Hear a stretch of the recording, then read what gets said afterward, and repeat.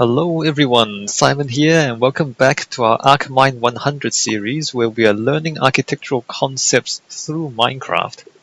This is the 11th lecture, the last lecture, and it's going to be about the ethics of design. Ethics of design. Why ethics in design? Well, whenever you design something, you are changing the world, although usually only a very small piece of the world. Although maybe you can just design something and not build it. What I mean is when you build something in the world, you are making a change to that piece of the world. You consume resources when you do it. And if you build a building, which most architects do, you are building something that people will live and work in for many decades. And some of those people you might not even know. So your actions have long consequences for the people who have to use your buildings. Like they last for a long time. Good design can be a positive contribution to their lives, but bad design can be an inconvenience to them every single day. So design matters to people, especially like whenever you build something for someone, it matters to them. If you do a good job, it helps them. If you do a bad job, it gets in their way and it doesn't help them. It hurts them. So, and even things that you don't actually build, they still represent ideas and knowledge. And ideas can also help people or hurt people. So, unless you decide to just stay at home and draw things and never show your things to anybody, if you design something, then you're going to have an impact on other people. And that's why ethics is important. That's why doing the right thing and not the wrong thing is important. Here, this is a picture of a person, looks like a young person, scavenging in a landfill in Jakarta, Indonesia. And most of us don't live in environments like this. Behind him you can see that looks like a bit of a shanty town there, with some houses built out of makeshift materials. So most of us don't live in conditions like this. But you'll be surprised how much of the world, or how many people in the world live in poverty and not exactly in good conditions. So let's look at some of the problems that architects face, and maybe talk about how architects may respond to them. There is homelessness. This is a homeless man in Manhattan, New York, and New York is quite famous for having very expensive property prices. If you are observant, you will see that he is in fact sleeping underneath an advertisement for apartments. So he can't afford those apartments, so he's sleeping on the street. Yeah, houses are expensive. Most houses cost a lot of money, and it is not unusual for the poor to end up homeless because of that. Note that poverty is relative to the context. So if property prices are very high in the local area, then it will push people into homelessness even if they would not be homeless in other conditions. So, as I said, home prices are so high in New York, for example, that even if you actually have a bit of money, you might still not be able to afford a house to live in. People can become homeless for many reasons, not necessarily their fault. I mean, it could be a natural disaster that destroys their house.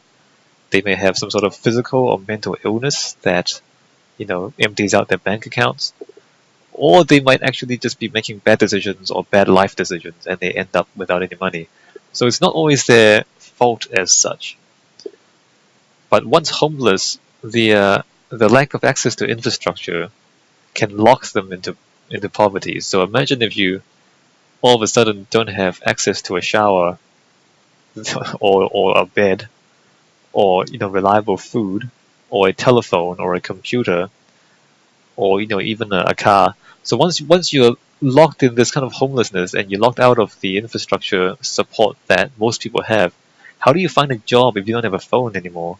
You know what I mean? So, once you become poor, you can easily be stuck being poor with very few options to get out of that situation, even if you might actually have the skills to get a job. But I mean, if you can't take a shower, then how do you get to a job interview where they'll hire you, right? So once you're homeless, it becomes very bad, and it stays very bad. It's very difficult to get out of that trap, that poverty trap. What can architects do? I guess, I mean, a lot of this is not anything that architects or designers can do much about. I mean, the local economy and housing policies by the local government probably has a bigger role in kind of trying to solve this problem. But as architects, I guess we can try to build, economic homes that are high quality but low cost. That's a design challenge. I mean, we can be part of the solution if we can figure out how to build high quality but low cost homes for people, right?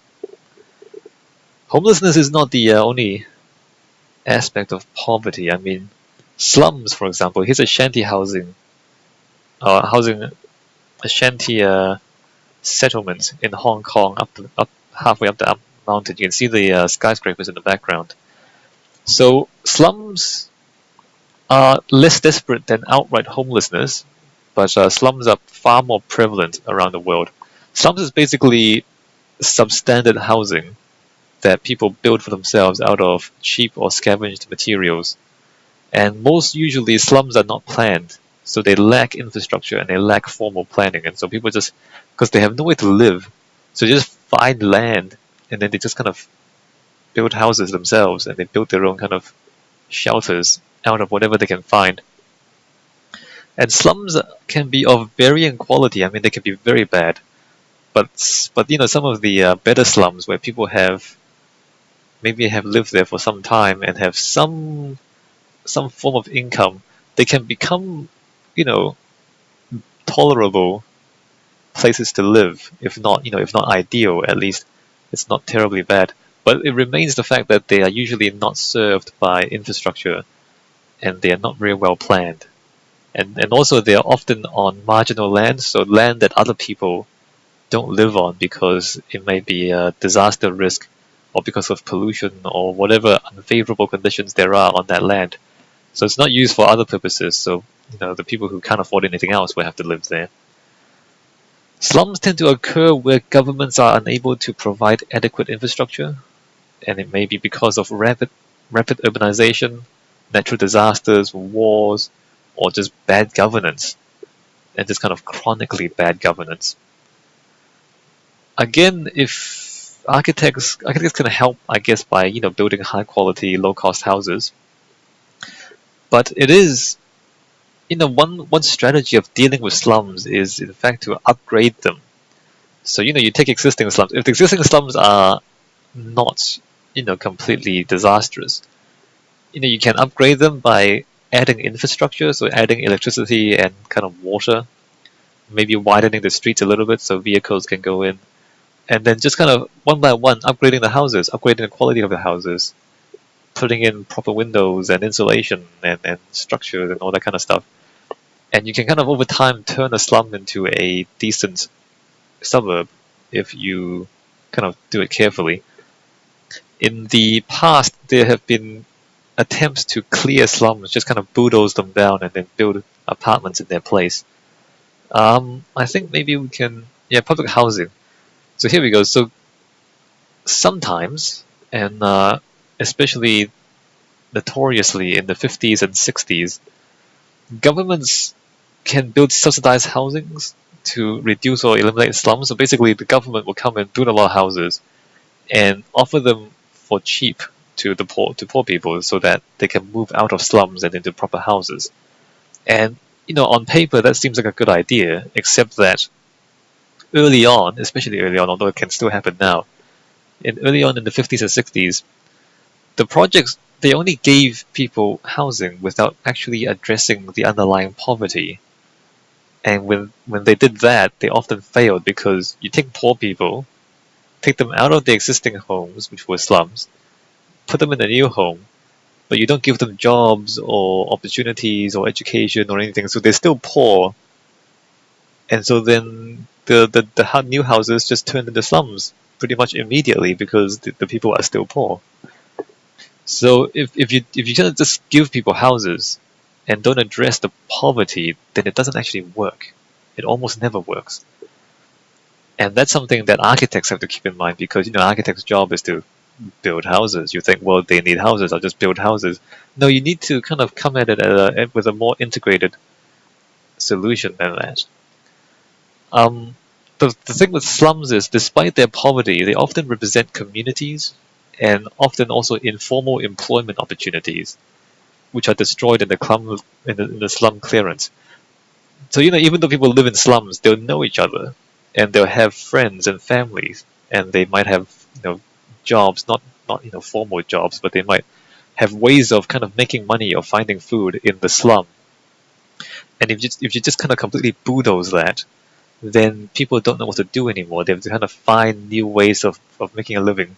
Because a slum, obviously people, I mean, even though they're poor, they have to have some way of making a living in order to be there. And if you just destroy that without kind of figuring out how to give them alternatives, then you're actually making them even worse off than before.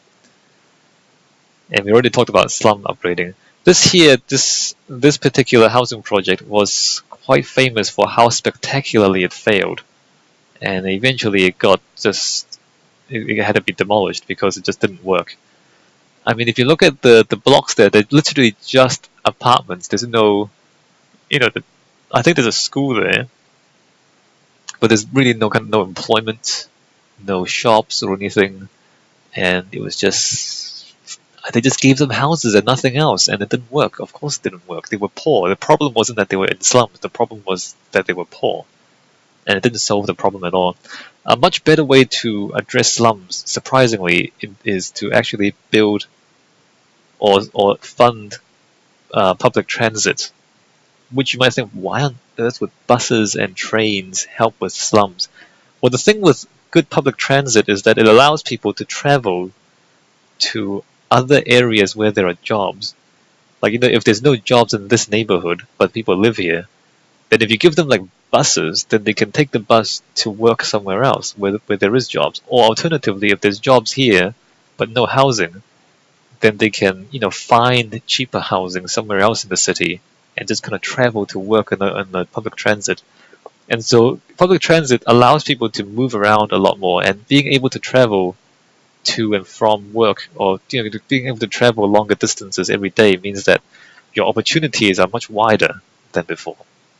And so surprisingly, public transit actually helped a lot with reducing poverty, which you wouldn't think that would be a big thing, but actually it is. Actually, it is one of the most effective ways to reduce poverty, is good public transit. Here we have overcrowding, so we're still with housing and we're still with poverty. So if you're not homeless, if you're not in a slum, you can still be overcrowded. So the house might be actually high quality, but you still can't afford to live there on your own, so you have to share the place with other people. So, I mean, even if they're not in slums, they can still be overcrowded. So slums are almost always overcrowded, just because, it's just the confluence of poverty and a lack of housing. But even formal housing can become overcrowded, where property prices are high. And again, it's caused by poverty and inadequate governance, where the government is unable to supply enough, housing or infrastructure or public transit, as we've talked about. And so then people kind of have to make do with inadequate housing.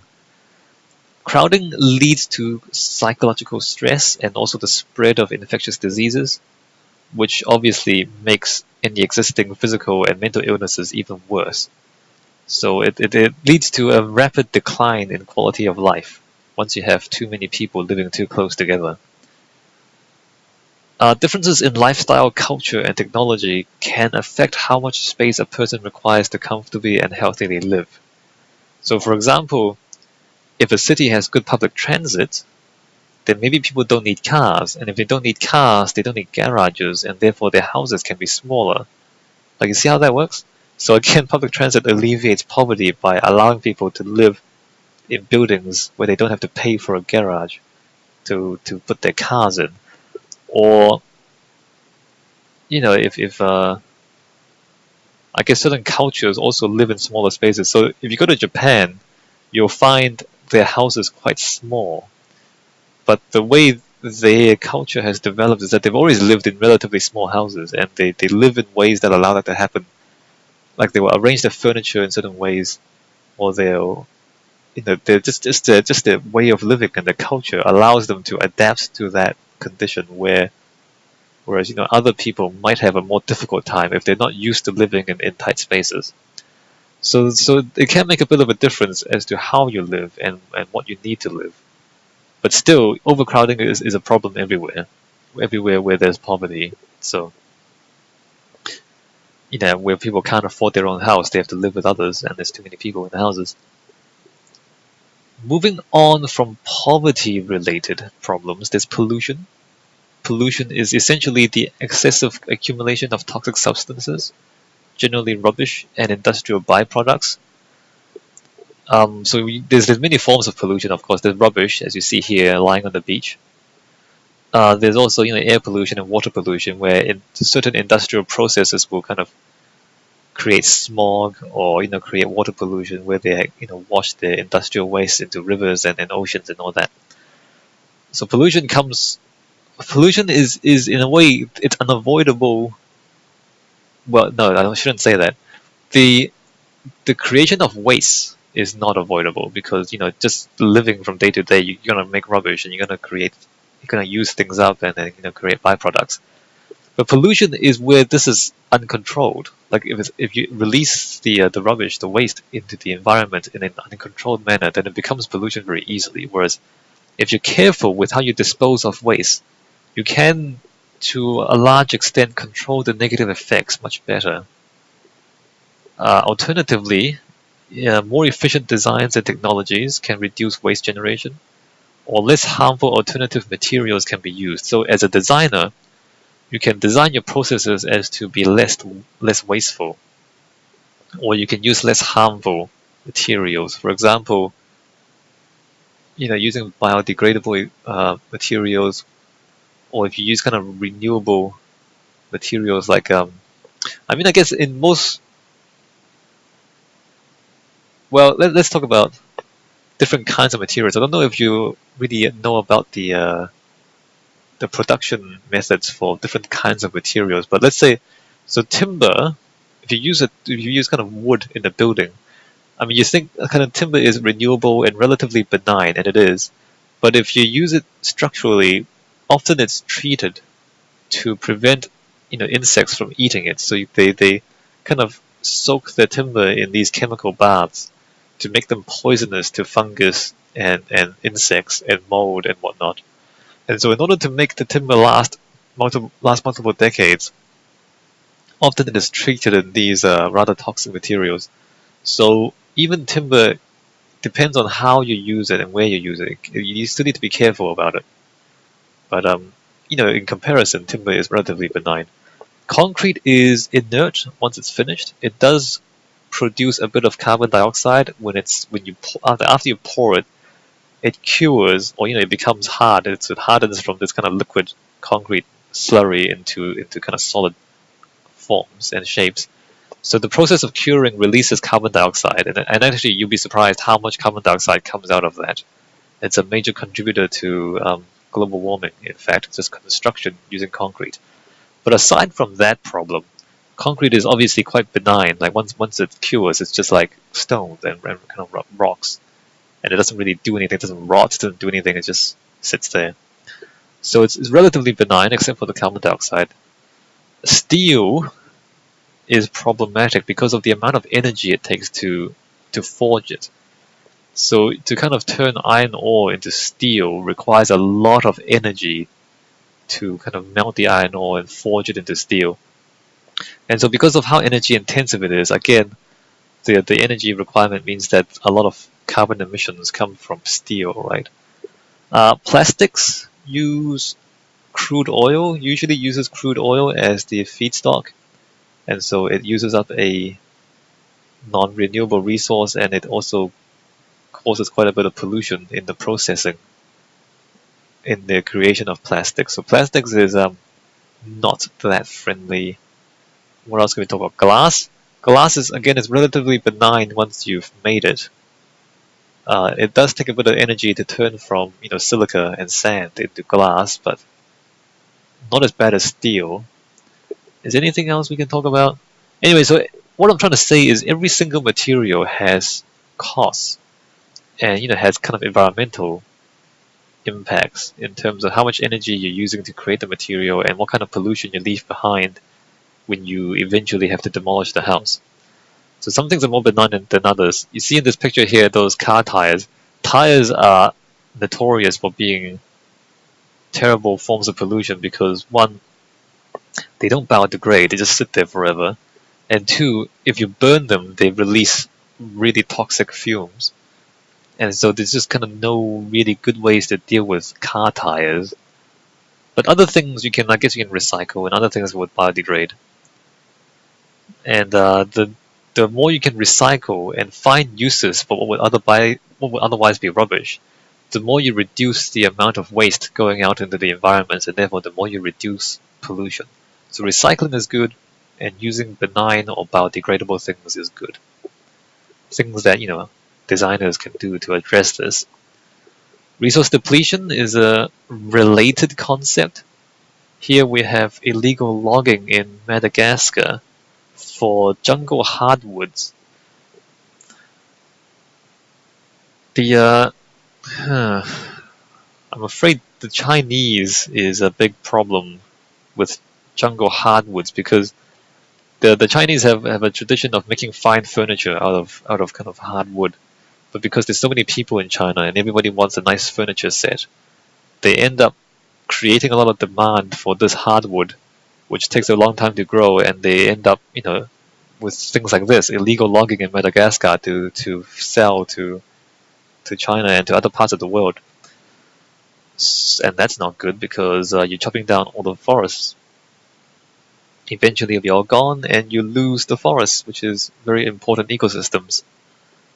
So humans inevitably consume resources, of course, but the resources are not all equal. They can be abundant or scarce, or they can be renewable or non-renewable.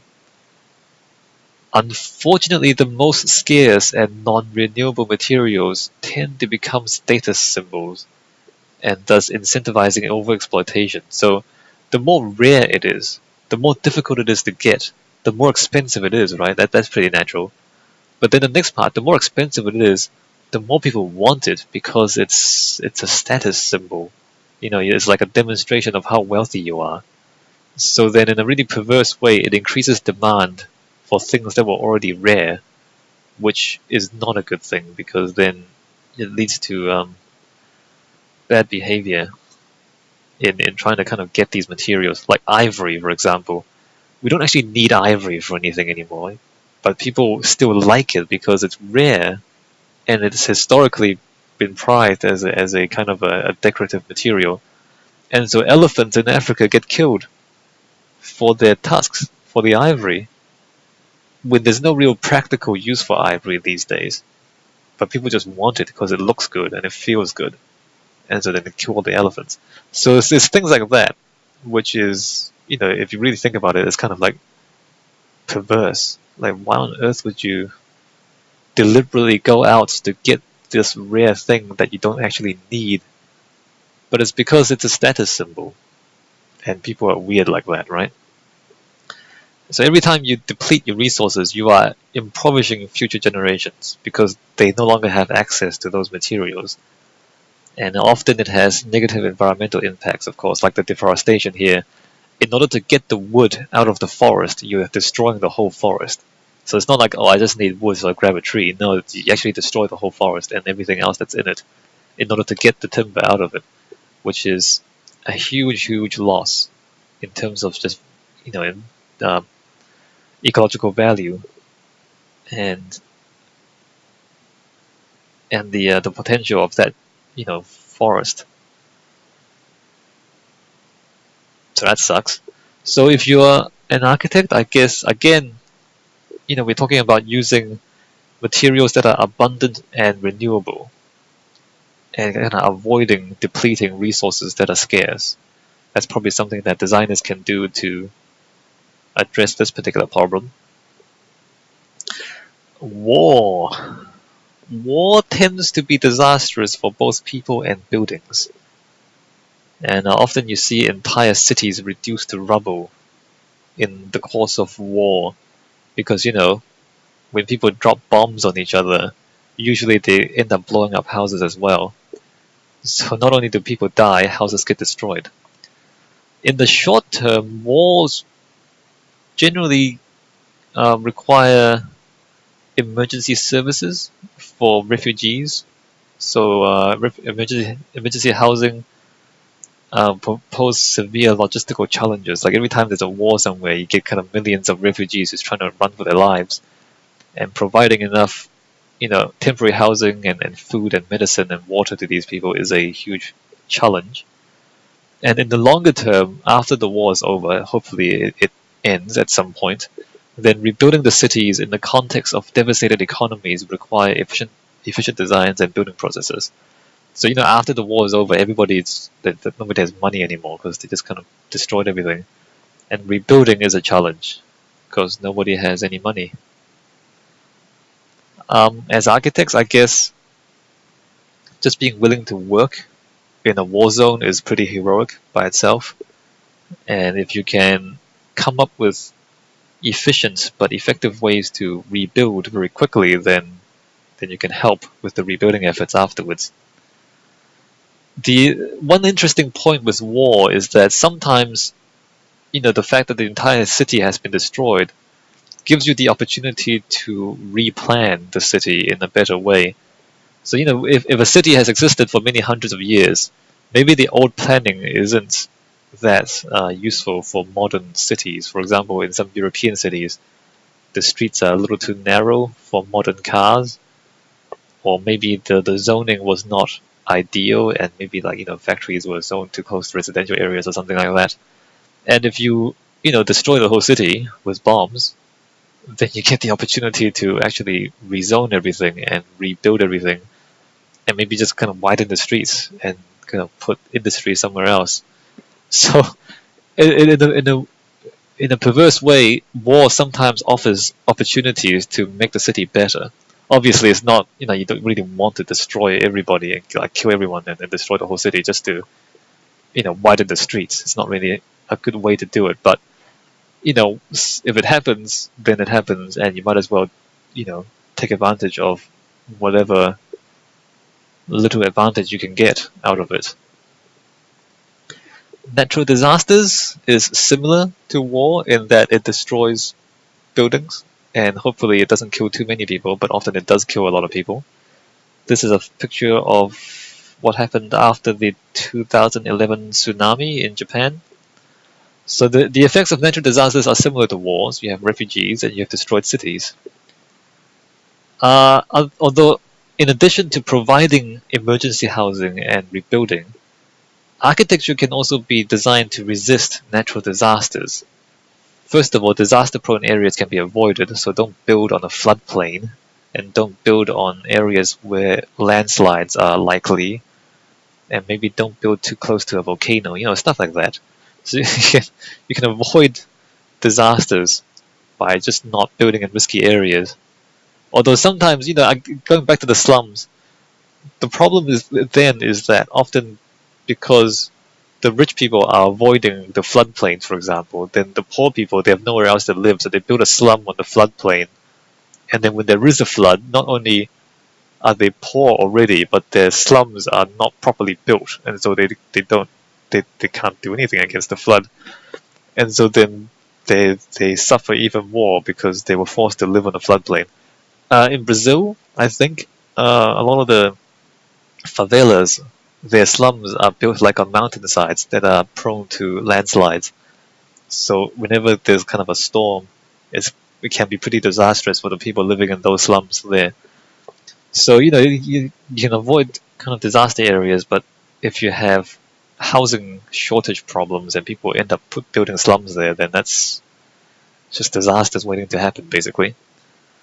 Aside from that, you can kind of harden your architecture against things like earthquakes and storms, for example. In earthquake-prone areas of the world, often there are kind of legislations and building codes that require you to make your structures more sturdy than would be expected because they expect earthquakes. You can build houses on stilts to avoid floodwaters, or you can build your buildings out of fireproof materials in bushfire areas.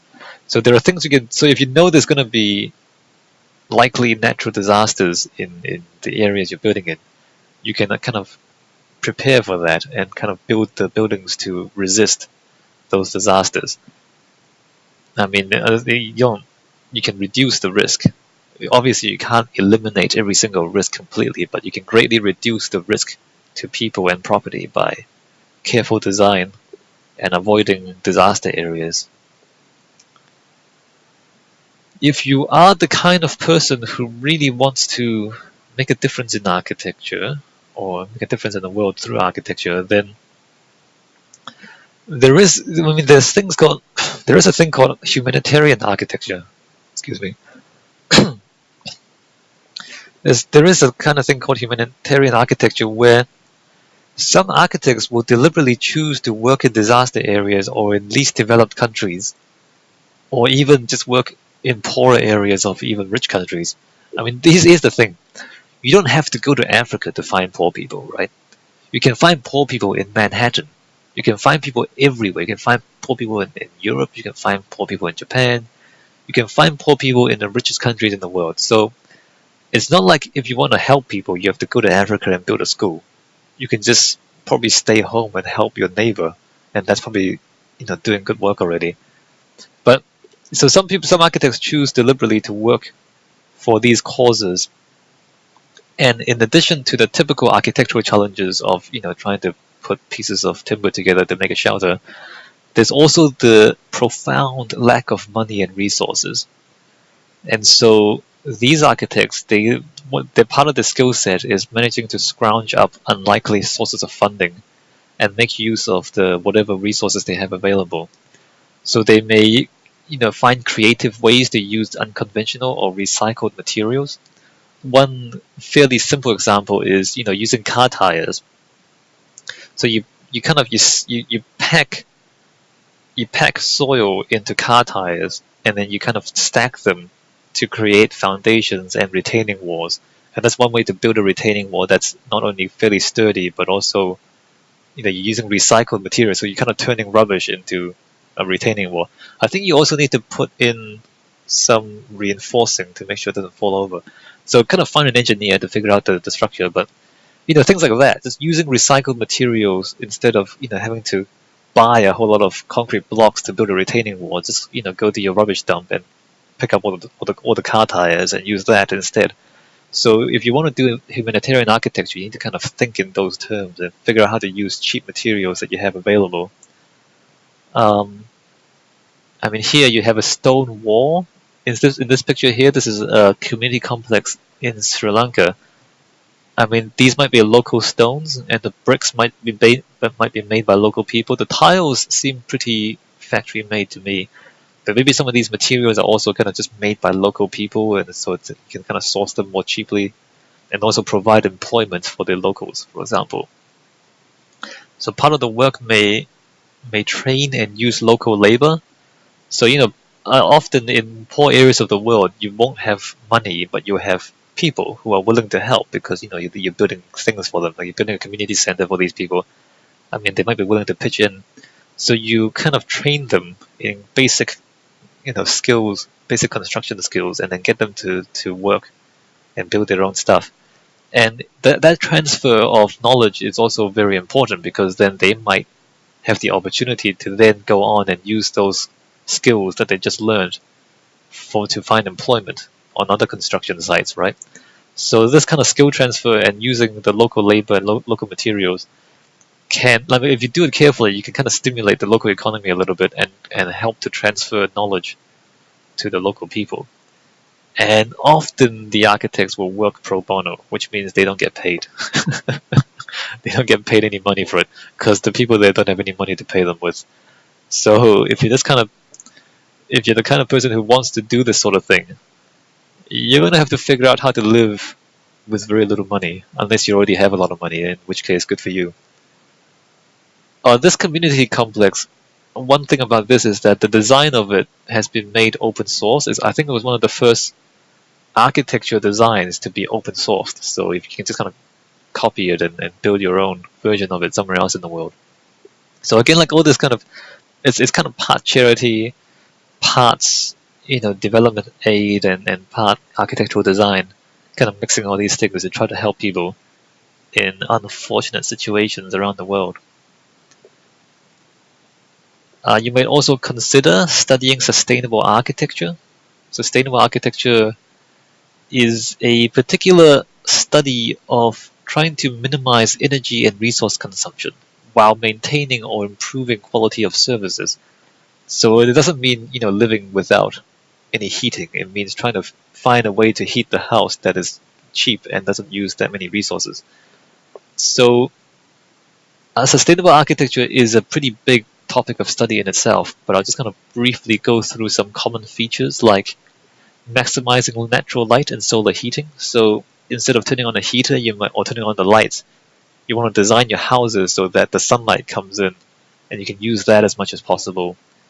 And you use natural ventilation instead of air conditioning. You might use recycled or low environmental impact materials. We already talked about that, how if you can use recycled materials, then you're reducing waste at the same time not using up more resources. So that's always a good thing if you can kind of figure that out. Some of these buildings might include water recycling and composting. So you might redirect, for example, wastewater from the kitchen, where maybe you're like washing vegetables or whatever it is. That water is relatively clean still. So you might direct that to your bathrooms, into the toilets, so that when you flush the toilet, you're actually using grey water to flush the toilet. So then you're using that water twice, right? So sometimes you kind of have these kind of water recycling systems or composting systems. Composting toilets is a pretty remarkable thing. It's like this self-contained modular thing where it's a toilet, you crap in it, but it just turns that into compost. So the whole thing is like there's a composting unit underneath the toilet, and these things are pretty remarkable if you want to look those up on Wikipedia or something. And then at the other end, you end up with compost, and you just kind of use it in your garden, and it's great. So you're, on-site conversion of, human waste into compost. So that's amazing. Most of these sustainable architecture will have good insulation and double glazing, and that's just, making sure you don't lose the heat that you get. So, because what happens with a normal house is that if it's not insulated, first of all, if you turn on a heater in the house, that heat just goes out through the walls and the windows. And like single glazing, where glazing is glass. So if you have a single sheet of glass, the heat just goes out of that window, and there's nothing you can do to stop it, because the glass is a very poor insulator of heat. But double glazing puts two pieces of glass with a gap of air in between, and that gap of air is a surprisingly good insulator. So if you have two pieces of glass with an air gap in between, then you can kind of retain a lot more heat. So then you can use less energy in the heating. So things like insulation and double glazing is important in sustainable architecture, just so you don't waste the energy. And finally, you might find solar panels and sometimes even micro wind turbines on these buildings. I mean, if you have a roof, you might as well just stick solar panels all over it, right? Because it's just kind of free space for you to generate energy.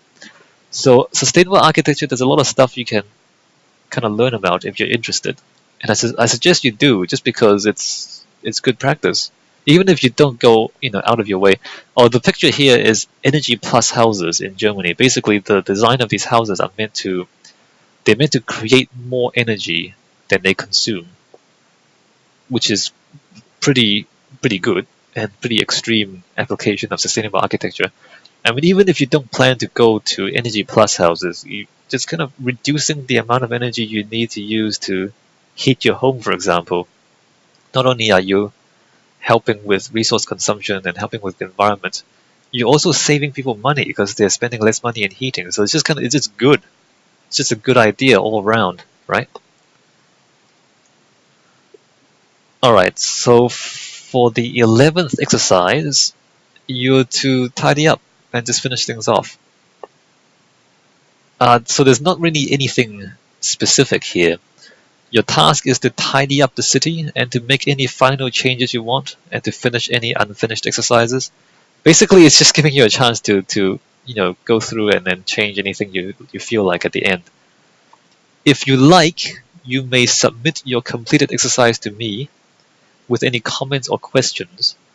Notes on your decision-making and design process will help me understand your work. So after you finish your entire set of exercises, you can send them to me, and I may respond to them. So depending on how many submissions I get, I may use your submission as an example to further discuss architectural design in future videos.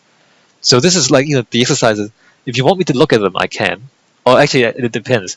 If I get too many submissions, then obviously I can't respond to 1,000,000 submissions. I probably can't even respond to 100 submissions. So if you send it in, I can't promise to look and respond to every single one individually because it depends how many I get. But I'll try to respond to at least a representative sample of them, just so that you guys can get an idea of the kind of stuff that other people are doing, hopefully. It'll be great if you can just send them in. But if you... Actually, let me just go on. The cleanup exercise, yeah, just finish things off if you want. You can make any sort of final changes to the city if you want. You can keep expanding the city if you want. The thing about the cleanup is that it's open-ended. I mean, you can just kind of keep building and keep building and keep building and go on forever. But just keep in mind, if you do that, then you are going on forever, whereas you can just stop and do other things anytime you want, right? So clean up until you're happy with it, and if you want to send it in, you should upload your save to a file sharing service, or at least find a way for me to be able to download your files. I personally use Mediafire to upload my files for people to download, and I find that pretty good, but if you use a different service, then that's fine. You are then to send me a message via YouTube with the download link to your file. So if you look at this picture here, so go to youtube.com/user/SCKCHUI/about, and then on that page you'll find a send message button. So that's pretty much the easiest way to send me a message via Google+. And so send me a link to your download, and also just either in the message itself, or if you want to use books in the save file, you can do that. Just write a little bit about each exercise, like what your design concepts were, what you did, what decisions you made, what you learned from each one. Because I mean, if you just send a file in with no explanation or anything, I might not actually understand what you did. And so I might misinterpret what you did. So the more you can tell me about your design thinking and your design concepts and your design process, then the more I'm able to respond in a useful way, and the more you're able to share your learning with other people, which is always a good point here. And if you remember that if you send me your file, you must agree to me making a video of it and posting it on YouTube. So if you don't want me to actually make a video, you need to be very clear in the message, like in capital letters, don't make a video of this. Otherwise, I'm assuming that you're letting me do it. Because the whole point of this is to share your knowledge and to share your learning and to kind of help others as well. Because everybody will approach the exercises in a slightly different way. And the more different ways you see people design, the more you are able to learn and the more ideas you get. And so if everybody can just kind of share their ideas, we will all become better designers in the long run. So I really want to encourage you guys to send some of your stuff in. Even if you don't think you're very good, that's fine. Like if you think you're the best designer in the world, then of course send your stuff in, so we can learn from it. But even if you think you're the worst designer in the world, you can still learn from it, because you learn from you learn from successes, and you also learn from mistakes, because everything is a learning experience. So even if you think you're bad, it will still be helpful, especially for other beginners. So if you think, oh, I'm just a beginner, I don't really know anything, I'm just kind of doing random things, it will also help other beginners, because there's always going to be other people in the same situation as you who don't know what's going on and just doing things for the first time. And and sharing that is also valuable to other people. So don't be too embarrassed if you don't think your work is very good. It doesn't matter. It doesn't matter, because it's all for learning. It's all for learning. And it's all helpful. Is there anything else I need to say? No, I think that's pretty much it. So I'm going to make one more video. Oh, this is the image licenses. So one more video, I'm going to go and do my own cleanup. I don't think I'll actually clean up very much in my Minecraft exercises. I might spend some time just kind of talking about or kind of revisiting my earlier designs and just talking about things that I learned and things that I might not be happy about and what I would change if I were to change some things. So I'll go through and go with for a final debriefing with my exercises. I might change a few things here and there, but the last exercise is meant to be fairly relaxing, and just in case anybody just wants more time to finish their stuff off, then this is the chance for you to do that. All right. I'll see you guys in the next video, which is going to be the final video. I'm kind of sad. Well, except for, if you send your file in, and then I can make more videos talking about your designs. I'll see you there.